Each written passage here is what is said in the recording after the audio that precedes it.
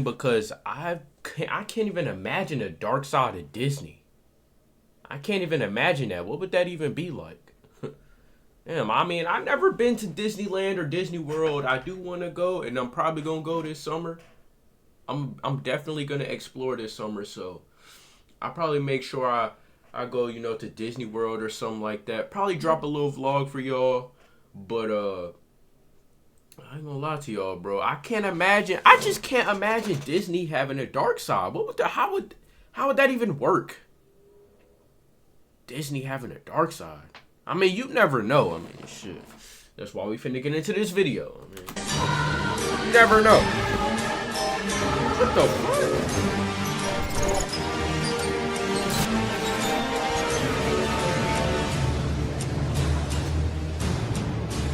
Disney is a place full of joy and wonder, where magic comes to life. But on the other hand, the beloved theme parks have an unknown dark side. Throughout the years, there have been numerous terrifying reports of ghosts, hauntings, deaths, and other unsettling incidents at the amusement parks. From dumping ashes onto the rides to some of the park's most gruesome tragedies, these are the deaths and ghosts of Disney parks. I want to be clear that this video does get disturbing, and it mentions actual awful incidents that happened to people at Disney alongside some more urban legendy things. I just want that to be known before you come in, because this first one is really disturbing. On July 8th, 1974, a horrible incident occurred at the America Sings ride. An 18-year-old employee, Deborah Gale Stone, met her grim demise at the infamous attraction a mere 9 days after it went public. She'd taken a job at a hostess at Disneyland to raise money for her college tuition. This that old-ass Disney World, though, bro. 1974, bro? Oh, my God. And this is the one in Cali, too. This is the one I was going to go to. Damn, bro. But nah, this is in 1974. Nah, bro, it's no way, bro. Mere 9 days after it went public. She'd taken a job at a hostess at Disneyland to raise money for her college tuition. Her duty was to welcome every new crowd while they sat in the theater before the show, and then bid them farewell when it ended. It's vital to cover how this ride operates to understand Stone's grisly end. The attraction was at the Carousel Theater. The building had 6 stages, linked by divider walls, which could turn around every 2 to 4 minutes. The walls shifted towards each other on the stage's left side and then locked in position to split each stage from the rest. In layman's terms, it functioned like a merry-go-round. Each show lasted 24 minutes, and once they concluded, the ride operators had 45 seconds to get everything ready for the upcoming run. If you've been to Disney World and gone to the Carousel of Progress ride, it's pretty much the same thing as that. On the day of her passing, Stone was brutally crushed between 2 of the building's walls during this brief period. As it turns out, there was a tight opening that allowed the stages to move between one of its motionless walls and a rotating wall. Unfortunately, Stone somehow ended in that crevice, and it killed her at 10:37 p.m. Many believe that she may have stepped back or fallen or attempted to leap onto another stage as the wall was moving. However, speculation aside, it was never determined how exactly Stone found herself in this distressful situation. A park goer in an adjoining theater, 33-year-old Daniel Robinson, heard the girl's screams as the wall crushed her. The man told the authorities that he had seen Stone get crushed between the stage and the wall, which is when he began hearing her scream. Robinson immediately made the Disney staff. He heard her screaming as she was getting crushed? Oh my God, man. Get this guy some therapy. Oh my, I know he just when he goes to sleep at night sometimes, he's at home alone. I know he hears her scream sometimes, bro. Nah, bro, get this guy some therapy. Crushed between the stage and the wall, which is when he began hearing her scream. Just hearing Robinson her screaming in your head, the Disney staff aware of the accident. When they were resetting the ride at 11 p.m., Robinson and the operators found her, but sadly, Stone was already deceased. Following her demise, Disney temporarily closed the attraction as they investigated a disaster that they believed to be impossible. While the ride was out of commission, Disney installed safety lights and cleaned out the spot where Stone died. 3 days later, what's up with these creepy ass animatronics, after the incident, the park made the theater walls breakable to prevent another accident. In response to their loss, Stone's parents stated that they chose to sue Disneyland, though they didn't blame the park for their daughter's death, and some months later, they settled for an unknown amount. Her father, Bill, said, "It was a small settlement. It certainly wasn't for money. It was to make sure that changes and improvements were made on that particular ride, and any others that needed it if there was any kind of danger present." 14 years later, on April 10th, 1988, Disney put an end to America Sings. The story of Disneyland's most brutal accident is haunting, but we can take solace in the fact that the public hasn't forgotten about Stone, and neither has her family. When remembering her daughter, her mother Marilyn said, "A lesson that I learned is that you really need to make sure your relationships with people are right, because you never know how long that person's going to be here." I'm so thankful that we always had a wonderful relationship with our daughter. She was very loving and very kind. You hear about people's problems with their teenagers, but we never had that with Deborah. Bill stated, Sometimes she would come to us and she would weep over friends of her who had maybe gone into drugs, or she would see what was happening. Fortunately, through the internet, Deborah's passing has kind of garnered a creepypasta sort of status to it because of how disturbing the nature of her death was. Oh, no. A video on YouTube exists claiming to show the footage of her being crushed, but it's completely fake and honestly incredibly disrespectful. There is no footage of it, so any footage claiming to show it is completely fake. As for the second story, we have the controversial launch of Mission Space. Designed to simulate what an astronaut may feel like on a rocket ship, venturing to Mars, making it a very intense experience. So there's the Mars mission, or Orange mission. Here, passengers get a taste of gravity's regular force doubled. On the other hand, there's another mission, the Earth mission, or Green mission, which offers a tamer adventure. In the 20 years since its inception, the attraction has earned itself an unrivaled level of notoriety. Like every ride, Mission Space has a minimum height requirement. If you want to go on the Orange mission, you must be at least 44 inches. If you want to go on the Green mission, you must be 40 inches or more. Throughout the attraction, at least a dozen warning signs can be seen. Aside from these, there are video and audio warnings. These alerts notify people who hate simulators, spinning, confined dark spaces, and are susceptible to motion sickness that they should avoid riding. These same caution signs indicate that Mission Space may produce disorientation, nausea, dizziness, or a headache. They also mention that anyone who suffers from inner ear problems, headaches, motion sickness, vertigo, migraines, or anxiety shouldn't ride. For safety, you should be in good health and free of high blood pressure, heart, back, or neck problems, motion sickness, or other conditions that can be aggravated by this adventure. Lastly, some warnings order attendees to keep their heads flat on their headrests. Man, that's a lot of shit that can prevent you from riding this ride. I know a lot of people did not ride this. I know a lot of people did not get on this. Oh my God. No high blood pressure, no heart, back, or neck problems. Yeah, I would be cooked. Yeah, man. Sometimes I got back problems and shit. I really don't have any of these. For real, bro. But when I'm sitting down too long, yeah, my back can start hurting and shit. But that's not, I don't really count that as a back problem. But I would never get on this. Flat on their headrests. If a parkgoer disobeys this demand, the ride's centrifugal motion may lead to unpleasant effects like headache or dizziness. But in some cases, it causes devastating situations. Ever wondered what your home looks like from space? Enter your address and get a 360-degree satellite view of your home right now. See your city, your street, even your roof. From the summer of 2005 to the summer of 2006, 194 individuals were treated by AMTs following the ride. Most of these people were over the age of 55 and mainly struggled with vomiting, nausea, and dizziness. Of these 194, some had more concerning complications. 26 had trouble breathing, 25 fainted, and 16 suffered chest pain or irregular heartbeats. However, 2 unfortunate souls died after riding because of their pre-existing illnesses. One was a 49-year-old female, and the other was a 4-year-old boy.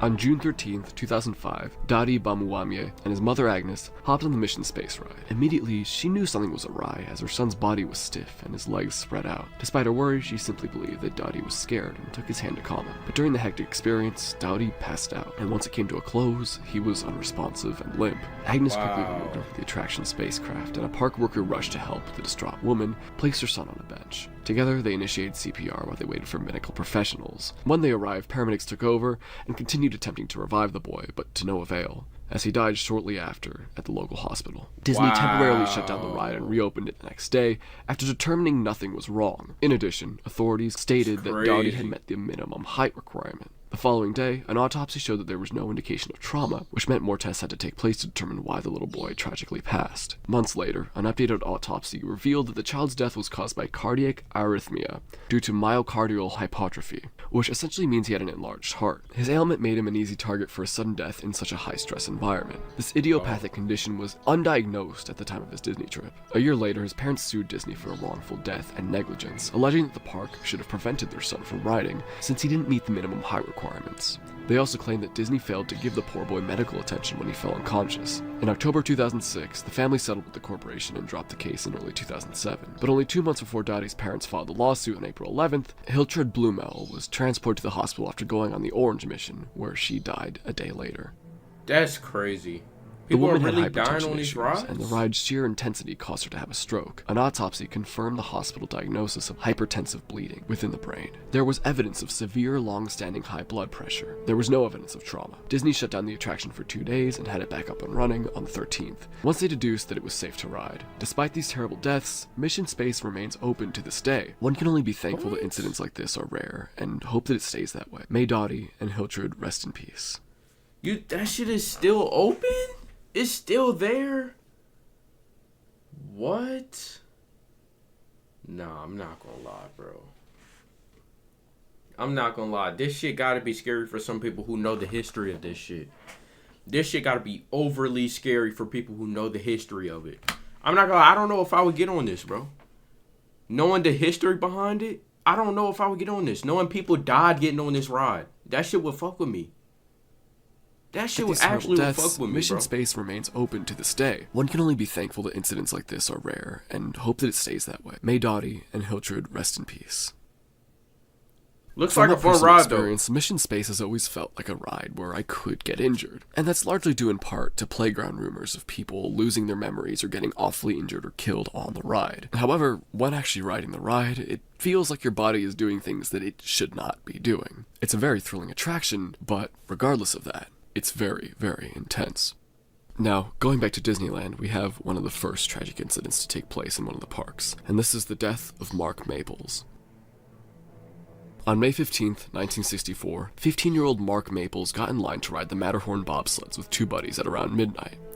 This attraction was one of Disney's first roller coasters, and it was fast, with many twists and turns, inside of a snowy mountain. Given its high velocity, ride operators instructed park-goers to wear lap belts on their bobsleds to avoid any problems. When it was their turn to hop on, Maples sat between his friends, and since it was dark, they couldn't see well. As the bobsled started going down the mountain, one of Mark's buddies felt a bump, which he believed was Maples. He told the media there was no way to tell what he was doing. It's kind of a bumpy ride. I was looking up and heard a noise, looked down and recognized Mark's sweater as he was falling out the ride, said his other friend. The exact details of what transpired that night are uncertain, but Disney theorizes that Mark undid his seatbelt and stood up while the ride was moving, at an estimated rate of 20 miles per hour. He then seemingly hit his head on the concrete mountain's side and fell vertically about 1 foot, lying beside the track of the sled. The following day, Mark's dad stated that the park staff didn't believe his friends when they said he had fallen out. It wasn't until 2 girls who were on the ride behind them verified the story before it was shut down. When EMTs came to the scene, Maples was out cold, and immediately taken to the hospital for critical head trauma. The teenager was placed on a ventilator and unfortunately succumbed to his injuries only 4 days later. Despite their best efforts, investigators could never establish what occurred that fateful night, as Mark's death was eventually ruled as an accident. His passing is marked as the first in Disneyland's history. May he rest in peace. So what we've just talked about here are very, very real things that happen to real people. And the weight of this situation can't be overstated. These events are absolutely awful and traumatizing to everyone who witnessed them, and completely scarring to the families involved. And I want to make that known. But at the same time, it's like, man, why would you unbuckle your seatbelt while you're in a roller coaster, man? Come on, man. Like, common sense will tell you this. But that's crazy, man. R.I.P. Everyone who witnessed them, and first guy to die at Disney the families involved. And I want to make that known. What happened to these people is incredibly terrifying and traumatic. And because of this, I want to give just a quick moment of silence for the victims involved. May they all rest easy. Why is everyone spiraling? Here we go with another ad. You'll never have to see another ad again. This Chrome extension. Come on. As for our 4th story, we have the Ghost of George in Pirates of the Caribbean. We're now moving into the urban legend side of things, so the vibe is going to change a little bit. A paranormal urban legend has surrounded the Pirates of the Caribbean ride at Disney World for many, many years. This myth is about George, who is suspected to be a troublesome ghost that's haunted the attraction for decades. There are multiple adaptations of his tale, but they all generally abide by the story that George was a former construction worker who helped build the ride, and while he was working, he either fell or was crushed by some sort of large object, like a beam, which immediately killed him. Some versions of the urban legend claim that the ride's tall tower crushed George, which has earned the title of George's Tower. It also stated that his initials are carved into that tower, and any attempt to get rid of them are are pointless as they keep coming back regardless of their efforts to remove them. Soon after Disney opened the ride, a depressed older woman occasionally visited the attraction and requested to ride it by herself. Ride operators would allegedly witness her talking to herself and uncontrollably crying. This woman was believed to be George's grieving mother. Since his death, George has been known to haunt the ride and torture the employees and parkgoers alike, unless they pay their respects. Well, George isn't evil, he's certainly naughty. According to the urban myth, Disney staff must wish the spirit a good morning when they begin their workday, and bid him goodbye when they're preparing to leave at night. If they fail to comply, George will make their jobs a nightmare by making the attraction act up during the day. Some employees will blame these errors on the night shift workers for failing to say farewell to the ghost in the previous night. If riders behave poorly, George will discipline them by damaging the attraction. George also particularly enjoys haunting women, as some female attendees have allegedly felt someone touch their behinds or pull their bra straps. When looking for the culprit, these ladies find no one, and are left bewildered. Other editions of the urban legend share some of George's additional ghostly hijinks. However, while these myths are very, very detailed, no definitive proof of George's existence has ever been found. Since 2005, there have not been many known reports about this specter's antics. The Pirates of the Caribbean ride's breakdowns are no longer an issue, and there's never been a confirmed death of a construction worker while the ride was being built. But this doesn't necessarily mean that George doesn't exist. Bro, this story right here got me looking behind me and shit. I ain't gonna hold y'all. What the fuck? Nah, this right now, this is scary, bro. I ain't gonna lie to you. Now, this right here, this is Dark Side of Disney. This category right here, the Ghost of George, bro. I'm gonna keep it a buck. That right there got me spooked a little bit. I'm gonna keep it a buck with y'all boys, bro. Construction worker while the ride was being built. But this doesn't necessarily mean that George doesn't exist. Every ghost story is rooted in some sort of truth, and George's tale is likely no different. If you're ever on this ride, ensure that you behave well, so the spirit doesn't mess with you. Thinking of Disney makes me think of food, turkey legs, Mickey pretzels, churros, whatever. And thinking of that makes me think of today's sponsor, HelloFresh. This spring, you've got places to be, and I think to HelloFresh. I'm in hassle in less than scalable. Fresh ingredient, feel hungry, HelloFresh, things so much more. For sponsoring for our fifth story, we have the Tower of Terror Ghost. A former Disney cast member has haunted the Tower of Terror for ages. The employees of this attraction are bellhops, considering the tower is a hotel ride. This ride has 4 loading docks: Charlie, Bravo, Alpha, and Delta. These platforms load onto 2 drop shafts, Foxtrot and Echo. A long time ago, one of these bellhops was working Delta and boarding visitors onto the ride. Out of nowhere, the man collapsed and died. The cause of his death is still unknown, and despite his sudden passing, the ride was never closed. When the park shut down for the night, bellhops must ensure that the ride is functioning properly, and would have to ride each platform individually. The issue was riding Delta. Park staff would ride Alpha, Bravo, and Charlie first, then go on Delta together, because the dead bellhop allegedly haunted the stuff. While no one has ever claimed that he's dangerous, like George, his goal was to mess with the workers. As they were riding Delta, it would suddenly stop at random intervals. The lights would off. His goal was to mess with the workers as they were riding Delta. What? Nah, bro, I'm not getting on this, bro. I'm not getting on this shit, dude. It would suddenly stop at random. Y'all see the window? First, then go on Delta together because the dead bellhop allegedly haunted the stuff. While no one has ever claimed that he's dangerous, like what George, is that his light goal was to flashing through the window? As they were riding Delta, it would suddenly stop at random intervals. The lights would also flicker. Certain cast members have stated the specter could be spotted in the tower's boiler room. They'd catch a glimpse of it from the corner of their eye, but once they tried to look at it straight, it vanished. A supposed video of the spirit has been captured at the ride. While there's no concrete evidence to support the validity of the story, just beware if you're ever on this ride and board the Delta platform. I'm not getting on that, Speaking of found ghost footage, our next story is actually about exactly that. In the decades since the founding of Disneyland and Disney I'm rethinking my visit. I'm gonna keep it up. I'm really rethinking my visit. I don't know, bro. Y'all talking about ghost? Now, I could understand, some people have possibly made some mistakes and, a tragedy happened on these rides, but you talking about ghost and spirits?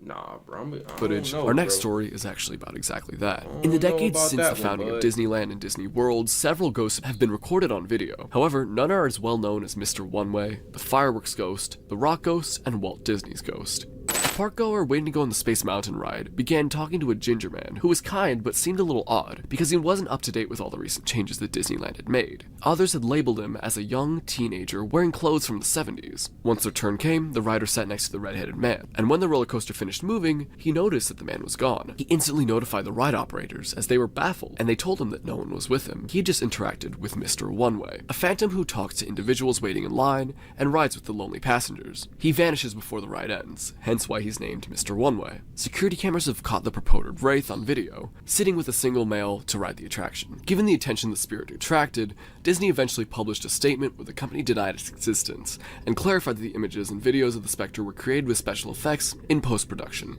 On June 26, 2021, TikTok user MyCinema135 uploaded a video where a ghost could be spotted on top of the Sleeping Beauty castle at Disneyland during the night's fireworks show. Disney guests saw a ghost during the fireworks show. Did you miss it? Yeah, I'm gonna keep it a buck. I don't know. I'm gonna show you one more time. Deep behind the castle. What? Nah, I'm not going no more, bro. I'm canceling my trip. I'm not going no more, dude. No. Oh, that's an airplane. Yo, this shit got me scared. He spotted on top of the Sleeping Beauty castle at Disneyland during the night's fireworks show. I'm not going. Disney guests saw a ghost during the fireworks show. Did you miss it? I'm gonna show you one more time. Deep behind the castle wall, they noticed this figure. Depending on how one perceives the footage, the Phantom may look giant or a person of average height. If that's a real ghost, it must be enormous, says a commenter. But it appears like that's a real ghost. It must be enormous.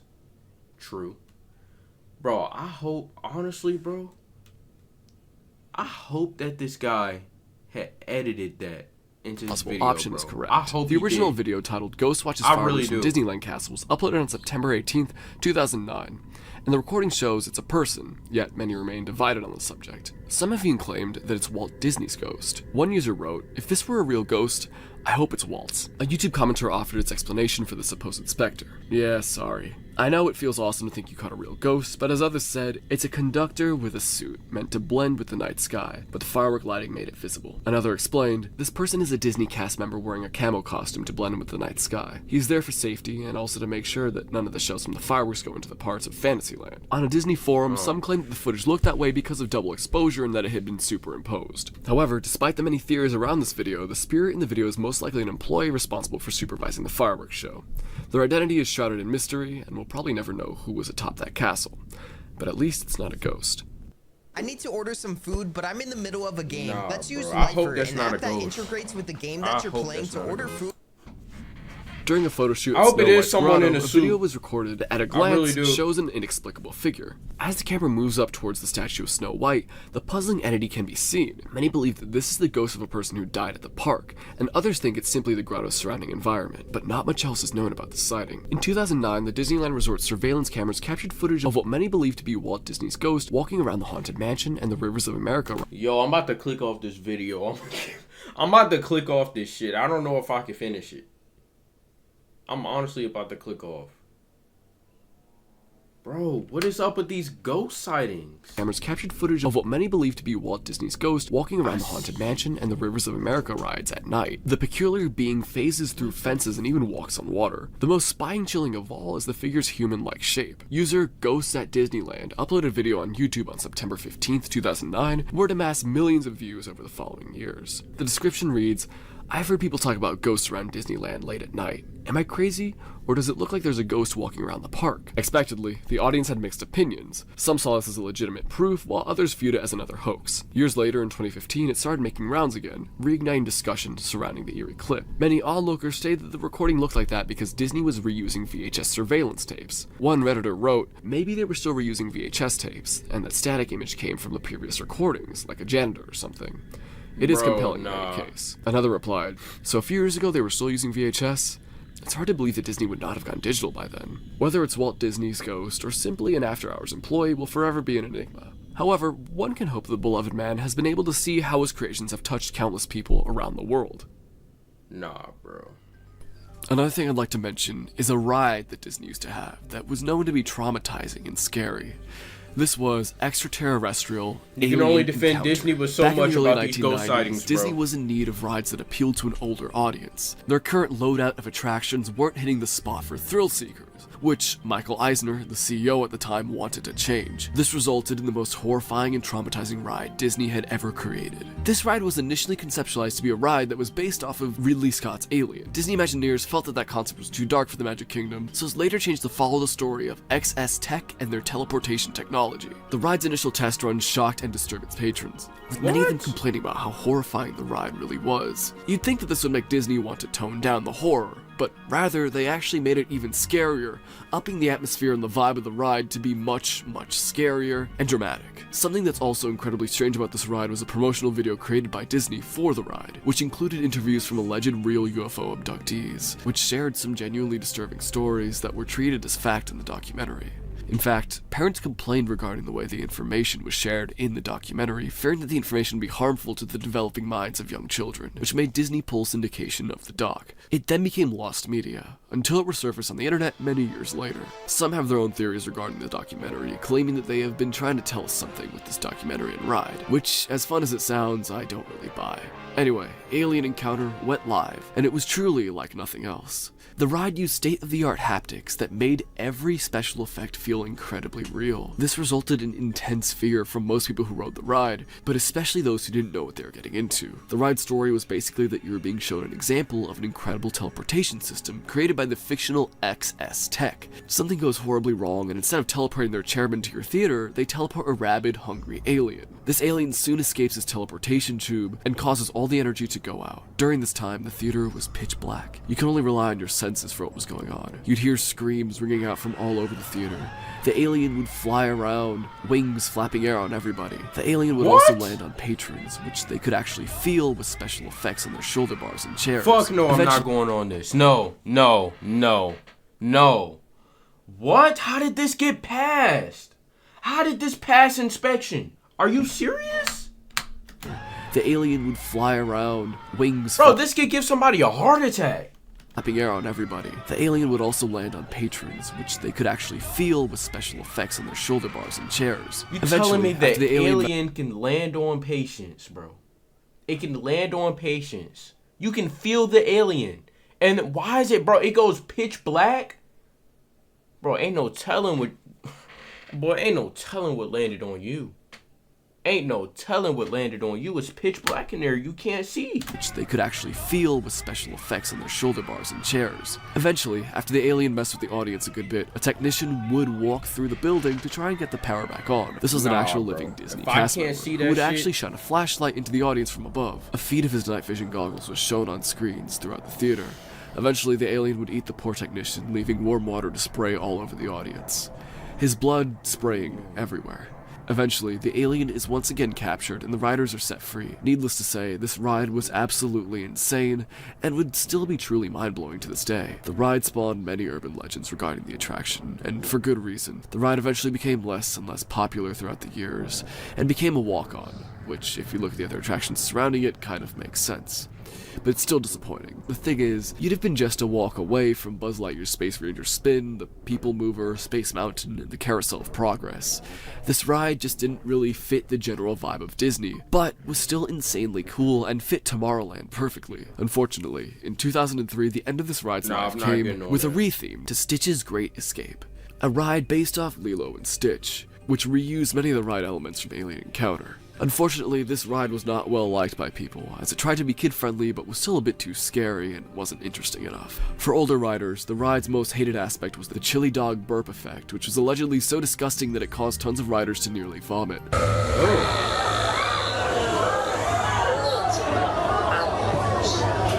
By the end of the ride's life, stained the interior of the ride, making it even that bad, kind of disgusting. The ride was a failure in a lot of ways, and ended up going into seasonal operation in 2016. Seasonal operation means it wasn't even that bad when the parks were the most busy during their peak seasons. The ride then officially closed its doors in 2018. Later, pictures of a skin Stitch animatronic were uploaded online, officially marking the death of this ride. Pictures of the other animatronics were uploaded, which was a sad sight for fans of the OG extraterrestrial ride. The Q building was used for meet and greets until 2020. On April 26, 2022, a video was uploaded by Urbex Orlando, showing him going backstage in Tomorrowland and sneaking into the show building. This is one of the most fascinating and creepy urban legend videos that I have ever seen. OP is shaking and horrified throughout the entire video, which really makes you feel his fear. This was also the last video uploaded on his channel, which makes it that much more creepy. This attraction truly fascinates me, and every time I'm in Tomorrowland, I can't help but wonder what it would be like to ride one of these defunct experiences, especially considering the fact that most of the old Stitch decor is still up. We'll talk about that later.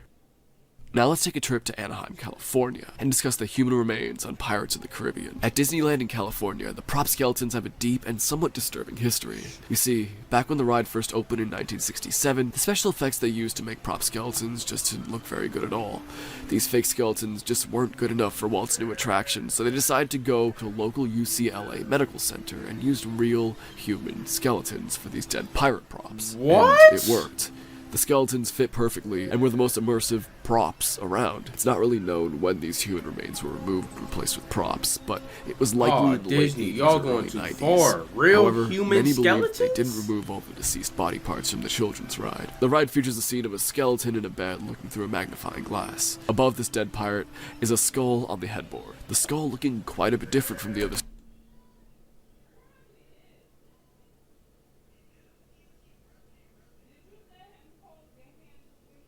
Oh, I thought I was hearing stuff, bro. Skeletons that litter the ride. Yo. The skull and the crossbones under are worn and brown, and the skull is far more detailed and flawed than the others. For years, it was rumored that they forgot to remove this skull, and it was indeed one that used to belong to a living person.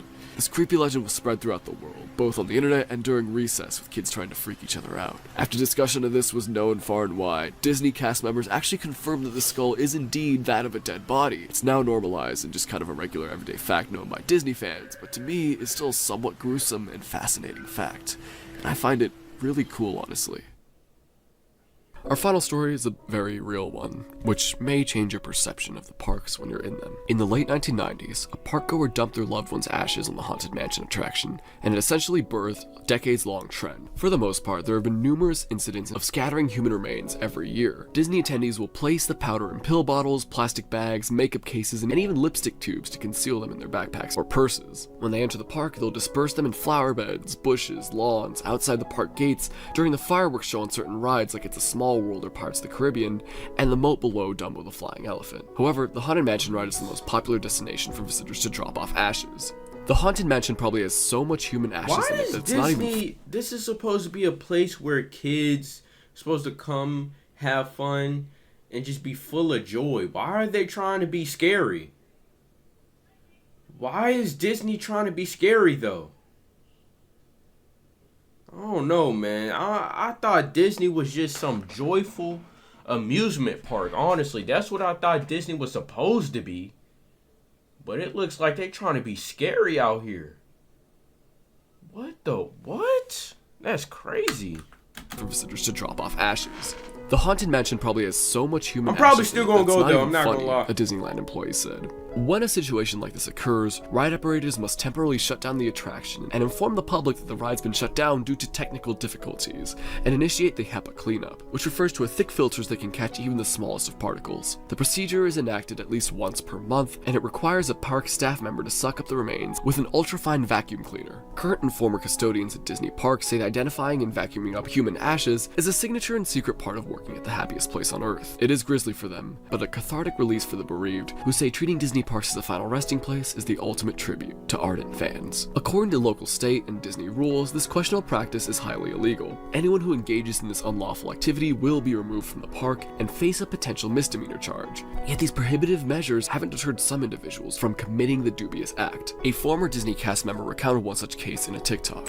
A super common occurrence at the Haunted Mansion is people trying to throw their loved ones' ashes into the Haunted Mansion. And when that happens, maintenance comes in a giant hazmat suit and sucks them up with a special vacuum cleaner and takes Aunt Bessie to the dump. But it's a very, very, very common occurrence at Disney World, particularly in the Haunted Mansion. Another case involved a woman who allegedly Stop. threw ashes into the water of Pirates of the Caribbean. She was caught in the act by ride operators, which resulted Stop. in an abrupt end, and they immediately notified the authorities. A witness described the substance as a baby powder that quickly dissipated. We reopened the attraction after determining that there was no hazard to our guests. The police chose not to file a report, as they couldn't obtain the adequate description of the suspect in the material unloaded into the water, although many believe that they were human remains. While one may think they're appropriately honoring their loved ones, it's crucial to realize that this deed is against the law. Perhaps Disney could solve this problem by setting designated areas to scatter ashes and charging a small fee to disperse them. By doing this, both parties would satisfy their desire with no issues. However, I feel like that's unlikely to happen, and feels out of character for the Disney parks. Until something like that does happen, you should honor those who have left us by riding their favorite attraction, or eating their preferred meal from the parks, and enjoying it in honor of them. as if you are to drop human remains at Disney, it's gonna all end up in the garbage, and not in the happiest place on Earth.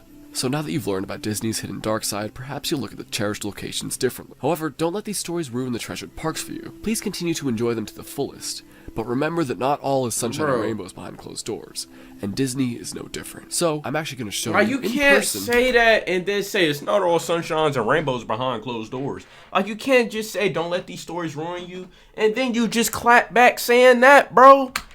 Like, I ain't gonna lie to you. Please continue to enjoy them to the fullest, but remember that not all is sunshine and rainbows behind closed doors. Like, come on, Disney man. Is no different. So, I'm actually going to show you in person the different places where some of the stuff took place. So join me as we take a look at the Disney parks. I'm still gonna go though, for sure. I'm still going. So last night he used Hims. Honestly, nothing better than when a guy breaks this out.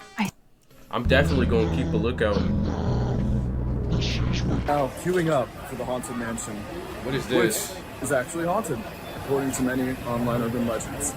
And the reason for this is not because someone died in it, but rather because many ashes have actually spread. Someone vlogging going to the Haunted Mansion. The ashes of a young boy were spread here, and cast members have claimed that there are like insane amounts of human remains on this ride. It's a really popular spot for people to bury or to spread the ashes of their loved ones. So Disney has industrial grade vacuums to vacuum up all the ashes, which means if you do decide to do that, they're going into the trash.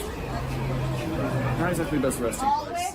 As we queue up here, we see that many of these graves are jokes. You know, they're not actual people who have died. She moves. Of course, there's always my way.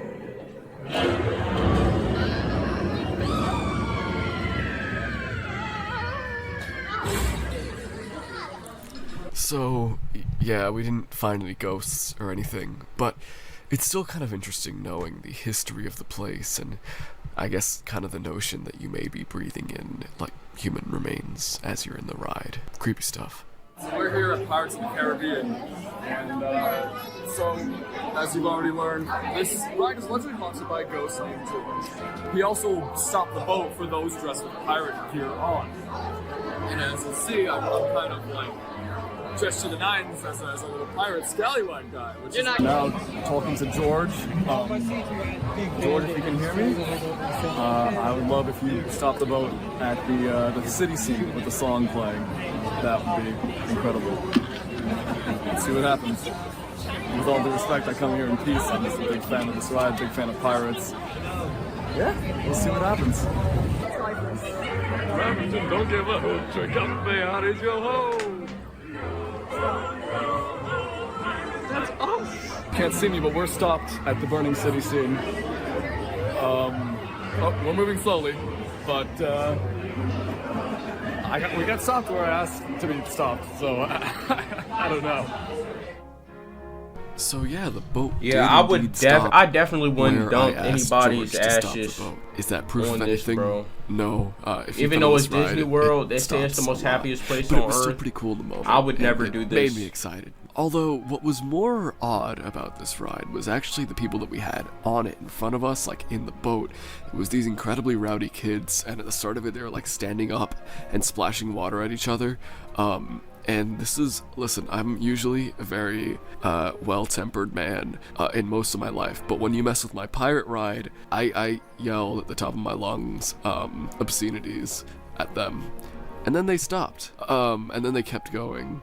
I was fully within my right to yell at them, and there were no children on the boat, to be clear. And they also ended up getting permanently banned from Disney afterwards for doing a bunch of other rowdy shit, so I was right. Dudes, I'm at Tower of Terror, which allegedly is also haunted. There's this video of a guy, you already saw it, because I showed you it already. I'm dripped out in Star Wars gear. I got a lightsaber belt. Oh, what? They were saying dripped out in 2012? But that is unrelated. Look at this saber, though. It's really cool. But yeah, so I don't think I'm going to see anything paranormal except for what's supposed to be there. But I should note that I'm on this ride now, and I'm doing it. So it's happening. So I saw no ghosts on this ride, but something terrifying did happen. You saw that $250 lightsaber I had just bought. So I'd had it in the, like, bag thing that they give you, the horrible cheap sheath. and I had that sheath by my feet. And I didn't anticipate the ride to make it go that high. The cast members were just like, yeah, put it by your feet, it'll be fine. So what happened was that I put that there, and then when the big drop happens, basically, like, it's faster than freaking 0 G's. So it started floating up and almost went out of the chute to the open part of the park, and I grabbed it midair and slammed it down and just put my feet over it. So it was almost a horrifying loss of way too much money for an overpriced product. Alright, so we've had our fun in Florida. Now, let's go to California. So, right behind me here is currently Star Wars Launch Bay. Damn, bro's going to both of them? That used to be America Sings, where that tragedy happened, which was covered earlier. I'm on the line for Space Mountain right now, which is supposedly haunted by a ghost by the name of Mr. One-Way. Now, if I see a tall ginger man who disappears, then... Why do you keep going on these haunted rides? And maybe he's real, maybe he's not. We'll see. Space Mountain, it's here, it's real. I'm not gonna lie to you, I do like the video though. Disney World is this urban What the legend fuck it's only at this one on account of the fact that you can sit next to Now I do like the video It doesn't though. really work if you can, you don't see the person behind you. But bro, you keep going on these haunted rides. And I love this ride at Disney World, so like, I'm gonna love it at land. I probably rode it a solid, maybe 20 times when I was there earlier. So, yeah, it was fantastic. I'm alone. But if there's a ginger dude sitting next to me, I'm gonna freak out. The ride was incredibly fun, and not at all like I was expecting. No Mr. One-Way, but still, amazing experience, and I'm glad I was able to ride it. There's nothing like the post-roller coaster hairdo that you get. I don't think it looks bad, honestly. I kind of appreciate it. Good stuff. I then visited Pirates of the Caribbean, which honestly is a much, much better experience at Disneyland than it is at Disney World. It's much longer and more immersive and cool. And I saw the skull on the headboard. Pretty fascinating stuff. I don't got much else to say about it. Love it though. I ended up heading over to the Matterhorn, which kind of took a new meaning for me when I was there. It made the experience a lot more anxiety-inducing than it would have been otherwise. However, I rode the ride just fine. I just came out of it kind of shaken up and slightly in pain. It's an old roller coaster. I then went over to the Haunted Mansion and finally got to see the Hatbox Ghost in person once again. I once again think that Disneyland's version of the Haunted Mansion is better than the one at Disney World. I guess fight me in the comments if you disagree. I've been to neither, so I have no say so in that. Last, and that is extraterrestrial, or the remains of Stitch's Great Escape that still remain in Tomorrowland that you can actively see. Every time that I'm in Tomorrowland, I can't help but just kind of daydream about the place. Look at the building and see the leftover facade from Stitch's Great Escape, and the fact that they still haven't taken it down for some reason. Like, I know sometimes they still do meet and greets around there, but still, it's just so interesting that there's a whole ride in there, this entire theater, that's just completely unused. A friend of mine who has many friends who work at Disney World told me that they actually use the old theater as a break room, which is genuinely so freaking cool. So every time I'm walking around tomorrow, every time I'm on the People Mover, I can't help but wonder what it looks like in there. Can't help but wonder if they're working on something, and how much of the original extraterrestrial ride remains. It's truly, truly fascinating. In fact, the People Mover actually goes through that building. It goes under the spire and then through the top, which shows a little diorama of Tomorrowland, or at least what it was envisioned to be. But it's just so interesting as you go through seeing the remains of it, and really just captures my imagination. So that wraps up for the video on the dark side of Disney parks, and I hope you enjoyed it. Apologies for how I look and sound. I've been battling a sickness, and I've been losing while I made this video. It's the outro. Which is now, I appreciate the video though, bro. Not gonna lie to you, you did kind of spook me with this one, man, but it's all good. I'm still gonna go and experience both Disney Worlds by myself. Well, Disney World and Disneyland before y'all go crazy in the comments. But yeah, man, I'm gonna experience it myself. That's what I think I'm gonna do.